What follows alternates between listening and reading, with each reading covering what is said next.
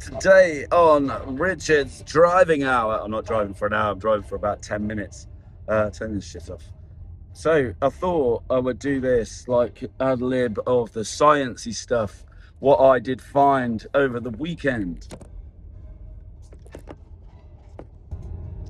It's a very specific set of the science stuff.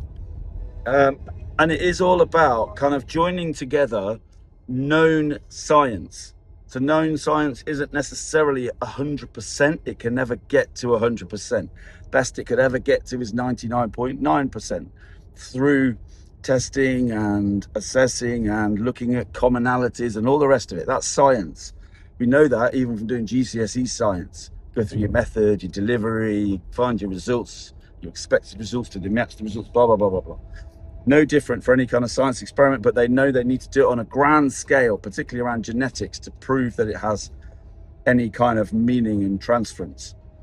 So the first thing that I found out was about the what they call the twin studies, which was fascinating. The twin studies there's 37 separate studies that each analysed thousands of twins and identical twins.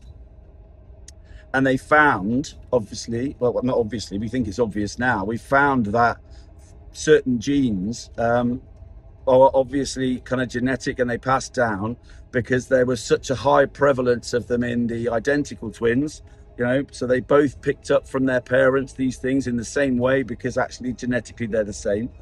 And in twins, there was still a high level, but not as high level. And the overall mathematical calculation says, for everybody, there's a 74% hereditary chance, which in scientific terms, I think is massive. I don't know, I'm not a scientist, I'm just interpreting and, talking to people and doing the Claude thing and all the rest of it. So that's inheritability. So we know that there's an inheritability there. So let's put a pin in that. There's further studies that talk about specific genes that relate to dopamine receptor challenges, if you like, and those are the DRD2, DRD4 and DRD5. I think it was those genes. So they specifically point to dopamine receptor, the beginning kind of sort of life of dopamine receptors. And in ADHD people, they are, let's call them faulty for now, because as we know about the kind of reuptake, so it's not about how much dopamine you have in your body, it's about how much actually gets through from the transmitter to the receptor and doesn't get sucked into the synaptic drain. So we know that, and we know that 74% inheritability, which means that those genes actually, when they did the science around it, they found that they were 15 to 20% inheritable. So that is, as far as I can see from the science, that is inherited. That is significant in terms of likelihood of the transference of dopamine receptor issues passed down through generations. So we know that it is significant. Next bit of science, right? In children, they have done hundreds of thousands of MRI scans in separate studies and MRIs and other different ways to assess the structure of the brain and its difference between ADHD children and non-ADHD children. What they have found, and I think from what I've read, conclusively, I'm not the man to stress that it is conclusive and therefore you must listen, but it sounds pretty conclusive.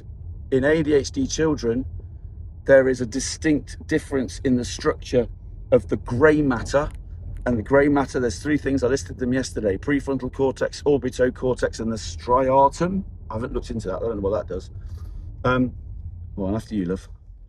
And then, so that's significant. There's also differences in the white matter. I can't remember what the white matter is, but there's differences in the brain structure that are enough to be conclusive between that highlights the difference between ADHD children and non-ADHD children. What else did I find? I know, it's fascinating this, right? I also found that you can't, at the moment, do a scan of an adult brain. So over the age of 22, we know the brain is still developing until 25, but over the age of 22, you can't do a brain scan to find those abnormalities or those differences in the grey matter and the white matter. Now that is because, well, the brain is developing, right? And we know that with those differences, what they've said is that I've popped up now, is that the development of the brain effectively, I'm going to turn that way. So the development of the brain in children with ADHD is about 2 to 3 years behind the start point of a non-ADHD child in terms of those grey areas and those white areas. So they're starting from a further behind base point, but we know the brain develops, and we think we get to a point where you can't then detect those differences in a scan of an adult. But they can. I think there's things about the cerebellum which I need to look into. But so we conclusively say at the moment we haven't got the science for it, so we haven't proven that you can't see it on a scan. All we've said is you can't currently scan it. We haven't got the technology yet. So that's the next bit, right? We don't know what the brains are like for ADHD adults, but we do know that through our childhood, our brains develop because of nature and nurture, environment, experience, relationships, sociology, connections, all of that sort of stuff. Dodson, found through research, through talking to, children with and without ADHD about experiences in life. And he concluded that RSD came about in children with ADHD because they were exposed to 20,000 more negative comments before the age of 10. Largely because their behavior is impulsive, because we already know their grey matter, which includes the prefrontal cortex, which is the engine that controls impulsivity, is further behind than a non-ADHD child. So what do we know so far? We know inheritability from the twin study. We know inheritability of the dopamine receptor challenge is pretty likely from the dopamine receptor challenge studies. We know that from Dodson's view, and I don't know, again, whether this is like definitive or whether it is just strong opinion with some science behind it.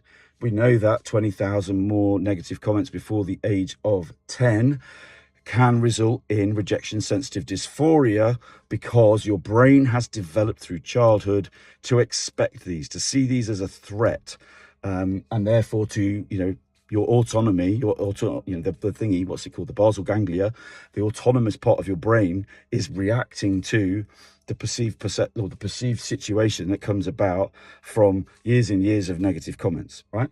So that's in the earlier stages of development. But we know also that their brains are different. We know our brains are different when we were children in terms of the grey matter, the white matter. We know it's inherited. We know dopamine challenges are inherited. We also know that the environment, nature, nurture, sort of signifies how our brain develops. So I think we can, pretty safely register a fairly conclusive assumption that if you start off with a differently structured, or let's just say less developed grey and white matter within the brain as an ADHD child, and you're exposed in your childhood, in your environment, in your nature, in your nurture, to a significant amount more of issues around, negative comments, bullying, maybe the teachers always get cross with you, all of those little things that add up to RSD, we can pretty much suggest that actually the brain, with all that, not just the RSD stuff, not just the Dodson stuff, but actually all experiences, this is like the dramatic music for my finale. I missed it. But all of those experiences add up to how your brain develops into adulthood. So surely we can then say fairly conclusively, with those bits of science all added together, that we know are true, because ADHD people are humans, right? With all of those bits added together, we can conclusively say that ADHD is real in adults. Do you know what else I found? What else I sort of presumed from it? So we know the science around the medication, particularly stimulant medication. I've not really looked endlessly into the non-stimulant medication, but in stimulant medication, the purpose of it is to slow down the reuptake and the stimulation piece is what you feel afterwards. It's not what it's doing. It's not stimulating a response. It's not stimulating more dopamine. It's the feeling you get after you've taken it, because you're now getting dopamine into a non-dopamine system. So your nervous system is going, oh, this is cool. I'm going to use this. I'm going to do some focusy shit. Oh, another